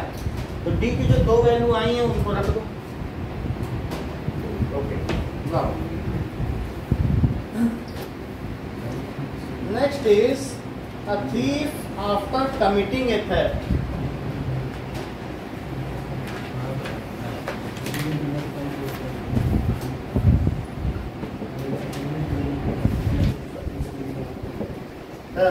Runs at a uniform speed. नहीं इसी का है, of 50 मीटर पर मिनट, वो 50 मीटर पर मिनट की रफ्तार से चल रहा है। Okay, after 2 minutes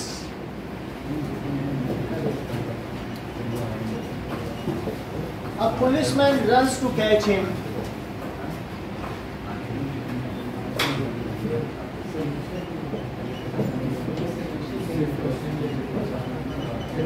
The policeman उसको पकड़ता है, he goes 60 meters in first minute. He goes 60 meters in first minute and increases his speed.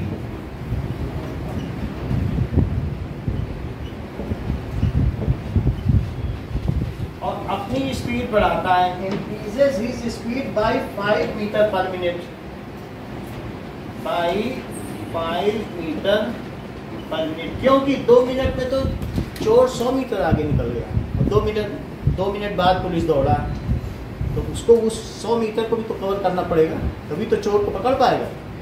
क्योंकि 2 मिनट बाद पुलिस आई है, तो वो 2 मिनट में कितना दौड़ लिया होगा, 100 मीटर चल गया होगा, वो तो कांस्टेंट स्पीड से चल रहा है ना। By 5 meter per minute every succeeding minute, every तो पुलिसमैन स्पीड बढ़ा रहा है क्या? हाँ, तभी पकड़ पाएगा। एवरी सक्सीडिंग मिनट, हर मिनट में वो 5 मीटर पर मिनट बढ़ा देता है। After how many minutes the policeman will catch the thief. After how many minutes, ये 2016 में आया है। After how many minutes the policeman will catch the thief. 10 minute. ये ठीक बता रहे हैं। कैच द, बोर्ड में करोगे क्या? ठीक है, चलो तो ये वाला सर टेस्ट में करिए, टेस्ट में करेंगे। हाँ, ये तो टेस्ट अभी तो है, ये पांचों तो क्या करवाना बताइए। अरे वो भाई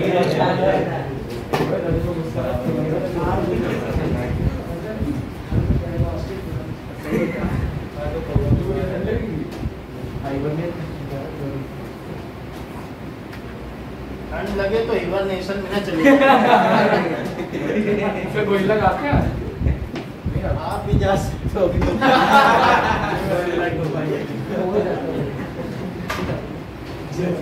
वो लोग तो मेहमत से आते हैं ना। अब आगे देखो कि जो पुलिसमैन है वो एपी बना रहा है। The speed of policeman in every successive minute, the speed of policeman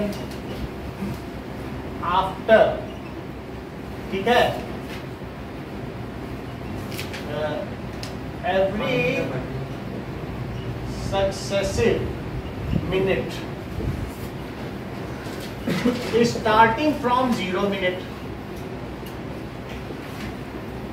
यानी शुरू से। तो पहले जब शुरुआत में चलता है तो क्या 60 है उसकी स्पीड, तो 60 मीटर पर मिनट। फिर उसके बाद क्या है, फिर 70 मीटर पर मिनट, ऐसे वो बढ़ाता चला जा रहा है। 5 बढ़ा रहा है कि नहीं, फिर 75 मीटर पर मिनट। फॉर्म से भी इतना लिख दो, जस्टिफाई करने की जरूरत नहीं। अच्छा, let police catch the thief in T minutes. T minute पकड़ता है तो T मिनट में वो जितना दौड़ेगा उसी, बताओ चोर को कितना मिनट मिला दौड़ने के लिए? क्या T+2 मिनट? उसे 2 मिनट ज़्यादा मिला है क्योंकि पुलिस 2 मिनट बाद आई है।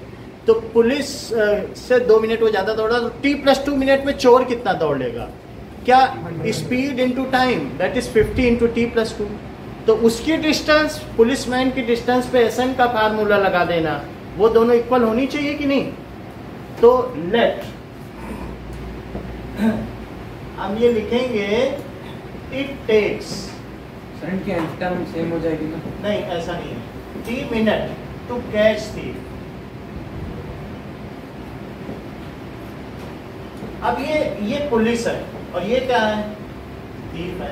तो इनके बीच की डिस्टेंस कितनी है? 100 मीटर है जब चल रहा, क्योंकि 2 मिनट बाद पुलिस आई ना। तो 50 मीटर के बाद 50 मीटर पर मिनट है, मान लीजिए, ठीक है। 2 मिनट के हिसाब से तो 200 मीटर। चलो ठीक है, कुछ भी हम नहीं लिखते हैं, 2 मिनट में 200 मीटर मांग जाते हैं। सामान रखते हैं कुणाल वंश के बाद कि ये थीफ दौड़ रहा है, ठीक है कि नहीं, और ये दौड़ रहा है। तो हम यहाँ से स्टार्ट करें, इनका कहना ज़्यादा ठीक है। 3 मिनट में पकड़ेगा तो पुलिस को कितनी डिस्टेंस तय करनी पड़ेगी? तो पुलिस को 3 मिनट में, जैसे ये यहाँ पहुँच जाएगा थीफ, ठीक है कि नहीं, और ये इनके बीच की डिस्टेंस कितनी है, 100 मीटर। ये तो समझ में आता है कि नहीं? इन 2 minutes how much thief will separate. वो भी यहीं से चोरी करके दौड़ रहा है, पुलिस भी दौड़ रहा है, 2 मिनट में कितना दौड़ लेगा? 100 मीटर नहीं दौड़ लेगा, 50 मीटर प्रति मिनट है, तो 2 मिनट में कितना दौड़ लेगा? देखो 2 मिनट्स है, 50 मीटर प्लस 50 मीटर। अब जरा देखो, तो catch thief, so the thief and, अब ऐसी स्थिति में पुलिस को कितनी डिस्टेंस चलनी पड़ेगी? सो डिस्टेंस कवर्ड बाई, 17 आ रहा है मेरा। अब जरा देखो, अगर ये 30 सेकंड में कितना चल लेगा बताओ? यहाँ तक चलता है क्या ये 50 t डिस्टेंस चलेगा? ध्यान दो, डिस्टेंस कितनी हो जाएगी? डिस्टेंस क्या होता है बताओ? स्पीड अपॉन टाइम नहीं होता है, स्पीड इनटू टाइम। तो थिफ इतना चलेगा। सर ये 50 टी फिर से समझो कि t सेकंड में, जैसे पुलिस दौड़ना शुरू किया तो t सेकंड में थीफ कितना चलेगा? हर मिनट में कितना चलेगा? तो 1 मिनट में 50 चल रहा है, तो मान लो 10 मिनट में क्या 500 नहीं चलेगा खत्म, आधा किलोमीटर तो चल ही लेगा। तो और ये 100 तो पहले से ही है, 100 मीटर। तो इतना इसको कवर करना है। किस पुलिस को कितना कवर करना है? यही डिस्टेंस को कवर करनी है, तभी यहाँ जाके पकड़ लेगा। So distance covered by police is equals to distance covered by thief और प्लस 100, क्योंकि 100 एक्स्ट्रा कवर करना पड़ेगा, पीछा करना है। Distance covered by thief in t second नहीं होगा, हाँ। 3 minute in by thief in t minute और प्लस 100, या फिर ये भी लिख सकते हो distance covered by thief in t plus 2 minute और सीधा 50 से मल्टीप्लाई कर दो। 100 ना लिखना चाहो, कह दो थीफ तो 2 मिनट ज़्यादा हो रहा है, वो भी बात समझ में आई कि नहीं? जो मर्जी वो करो। 2 तरीके बताए गए, एक st को किसके इक्वल कर दो? 50 इंटू टी प्लस 2, क्योंकि ये चोर के द्वारा दौड़ी गई दूरी है और ये पुलिस के द्वारा, दोनों बराबर होनी चाहिए नहीं? उसको 2 मिनट ज़्यादा। सम ऑफ टी टर्म्स है, st sum of t terms है, st है सम ऑफ टी टर्म्स, कि उसे उतना दौड़ना पड़ेगा। पहले में 50, पहले में 60, दूसरे में 65, तो कितना वो दौड़ पा रहा है उस टीम में, उतना ही चोर ने भी दौड़ा होगा उसी स्टार्टिंग पॉइंट। समझ में आया? या सिंपली ये भी लगा सकते हैं, आपके लिए समझ आया? प्राइमा फेसी, प्रथम दृष्टया तो यही प्रतीत होता है। सर 100 मतलब कि 100 ना लिखो आप, ये को चोर कितना दौड़ा है, क्या t प्लस 2 मिनट दौड़ा है, तो t प्लस 2 का सीधा 50 से मल्टीप्लाई कर दो। इतना चोर ने दौड़ा, इतना पुलिस ने, क्या दोनों ने बराबर दौड़ा है बात की नहीं? तो एक ये भी कर सकते हो, नहीं तो ये सही लग रहा है तो ये करो, बोलो कौन सा ठीक लगता है? सर ऊपर वाले सर दोनों ऊपर वाला ठीक लग रहा है, वही हमें भी ठीक लग रहा है। तो इस तरीके से let it takes t man to catch the thief, distance run by thief in t plus 2 minutes, क्योंकि उसे t प्लस 2 मिनट में दौड़ना है। Distance covered by thief in t plus 2 minute, it is equals to 50 into t plus 2। बोलो बात सही है? और distance covered by police in t minute, क्या वो st है? क्योंकि उसको इन्हीं सब का सम करना पड़ेगा, हर मिनट में जितना दौड़ता जाए उतनी जुड़ती जाएगी। तो st क्या होगी? t बाई 2 और 2a जरा देखो, और प्लस n माइनस 1 की जगह क्या लिखोगे? क्या t माइनस 1 और d कितना है? 5। ये चीज हो गई। So according to question both are equal, जितना चोर ने दौड़ा जितना पुलिस ने, क्योंकि दोनों उसी से जगह से चलना है। तो ठीक है, तो according to question this 50 into t plus 2 is equals to t by 2 और 120 प्लस 5t माइनस 5 हो गया। ना अब जरा देखिए, 2 इधर ले लीजिए, under t plus 2 it is equals to t 5t plus 115, दोनों तरफ 5 कॉमन लेके यहाँ डिवाइड कर दो, या 5 से दोनों तरफ डिवाइड कर दो, तो 100 t plus 2 it is equals to 5t और t प्लस 23। बोलिए, तो 5 से डिवाइड करने पे क्या यहाँ 20 आ जाएगा, t प्लस 2, और वहाँ क्या आएगा t प्लस 23, ये चीज़ आ गई। अब देखो, अब ये एक सिंपल सी क्वाड्रेटिक बन गई है, तो इसे सॉल्व कर लें। अच्छा ये समझो, ये क्या चीज़ है? और ये नहीं समझ आया ना कि चोर कितना दौड़ा है। मान लो 10 मिनट बाद पुलिस जब चलती है तो 10 मिनट बाद चोर पकड़ती है, तो चोर 10 मिनट दौड़ा है कि 12 मिनट? 12। तो 2 मिनट ज़्यादा जोड़ दिए कि नहीं? तो इतने मिनट में चोर ने किस हिसाब से दौड़ा? क्या वो यूनिफॉर्म स्पीड से दौड़ रहा है? तो इसलिए 50 से मल्टीप्लाई करो। क्यों? क्योंकि टाइम इनटू स्पीड, यही तो डिस्टेंस होता है। ये देखो लिखा है कहीं पे, डिस्टेंस लिखा है कि हमने हटा दिया? So distance is equals to speed into time. ठीक, अच्छा क्या यही डिस्टेंस भाई, वो भी वहाँ पहुँचा कि आपका क्या क्या चोरी हुआ, चोर उधर गया, वो भी दौड़ा 2 मिनट बाद, 2 मिनट में उसने रिपोर्ट लिखी और फिर दौड़ा। तो अब उसको 3 मिनट मिले तो वो कितना दौड़ लिया, पहले मिनट में 60, दूसरे में 65, ऐसे बढ़ाता गया स्पीड और अल्टीमेटली वो भी उतना स्पैन कवर कर गया होगा जहाँ चोर होगा। तो ये बात समझ में आई। और फिर इन दोनों को इक्वेट करके मैं टी निकाल लूँ तो ये कितना हुआ बताओ, 20t + 40 = t² + 23t। Okay, now t² + 23t - 20t - 40 = 0। तो t² + 3t - 40 = 0। 40 का कुछ अच्छा, सो t² + 8t - 5t - 40 = 0।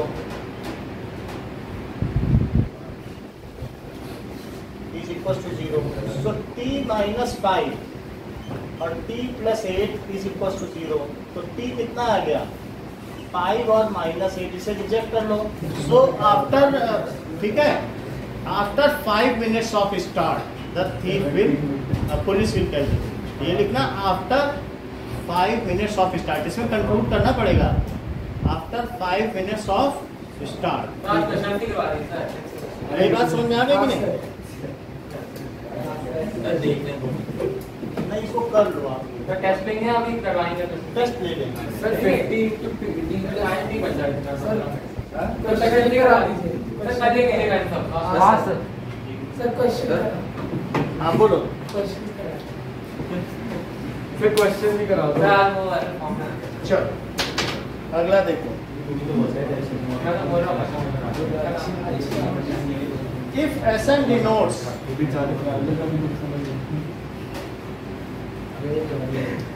the sum of first n terms, the sum of first n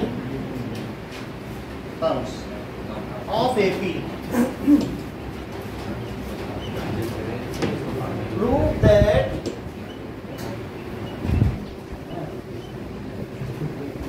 S30 is equals to 3, S20 minus S10, ये prove करना है। Now,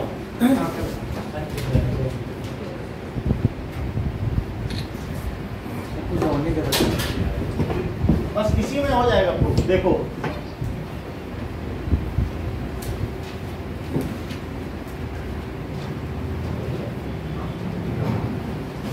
okay, Sn denotes the sum of first n terms of AP। तो आपको ये prove करना है 30 terms का सम इसके इक्वल है। हम राइट हैंड साइड को लें और लेफ्ट को प्रूव करें। तो अब जरा देखो RHS, सो RHS के हिसाब से 3 × S20 - S10, सो 3 S20 को क्या लिखोगे, 20/2 2a और प्लस 20 - 1d, बोलिए इतना लिखोगे कि नहीं? और ये इसमें एक ब्रैकेट और लगाओ क्योंकि 3 तो सबके साथ है, और 10/2 और 2a प्लस 10 - 1d, ये बात समझ में आ गई? और ये इसका ब्रैकेट हो गया और ये बड़े वाले का ब्रैकेट, ठीक है कि नहीं? 3S20 - S10, is it okay? अच्छा अब आगे देखिए, तो it is equals to 3 and this is 10, divide कर लो 2a + 19d और -5 2a + 9d, इतनी बात ठीक है? अब और अंदर जाएं, सो दिस इज 10 2 × 20a और इसको मल्टीप्लाई करो तो कितना आएगा, और इसको करिए, so that is 10a, minus में आया और 5 से इसको करो, सो -45d, ठीक है? तो this is equals to 10a और कितना आ गया, इसको सब्ट्रैक्ट करके 145, सो 145d, सो इट इज, अब ये 3 आ गया, तो अब मैं क्या करूं, मुझे तो S30 चाहिए, तो 30 के सम के लिए मुझे क्या बाहर 30/2 लिखना होगा, ऐसा कुछ करना पड़ेगा, नहीं तो बात नहीं बनेगी। सर 5 कॉमन ले लो तो आ जाएगा। चलो, तो अब यहाँ पर मुझे 30/2 यानी 30/2 बार लिखना पड़ेगा ना, या फिर मुझे ये समझो 15 बार लिखना पड़ेगा। 30/2 का मतलब क्या होता है, तो मैं 5 कॉमन ले लूँ, तो 5 अगर 3 के आगे 5 कॉमन लिया जाए तो अंदर क्या बचता है, 5 इसमें से लो, सर 29 देख लो 29 आ जाएगा कि नहीं, 5 9 का 45 होता है। आ गया सर। और इसे क्या लिख दिया जाए 15 और 2a + 30 - 1d, और इसे कितना लिख दिया जाए 2a + 30 - 1d, तो ये S30 आ गया कि नहीं। अब देखो 3 सवाल आपसे करवाते हैं, ज्यादा नहीं, सर टॉपिक नहीं करवा, कोई भी 3 कर ये लेते हैं। 3 ठीक है, एक तो ये कर लो और बाकी 2 अपने मन, क्या सर क्या एक तो इससे करो सर ये ठीक है सर, और 2 कोई अपने मन से करो। सर 4 पे दे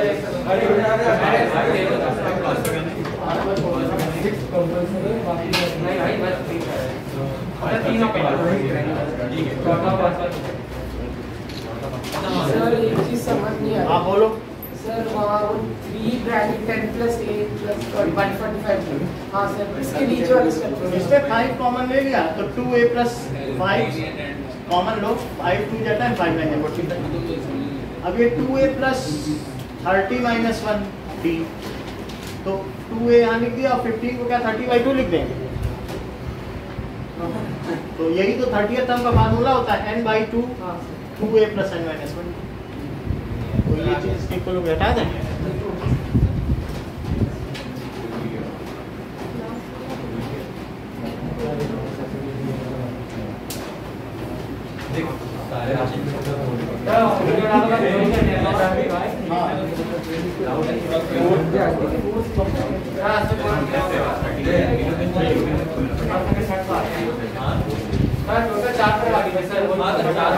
अरे ठीक है ना मुझे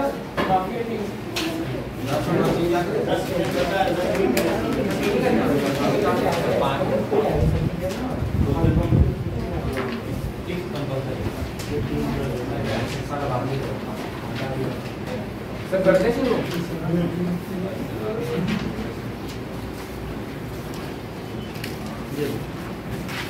चलो बंद करो यश चौधरी।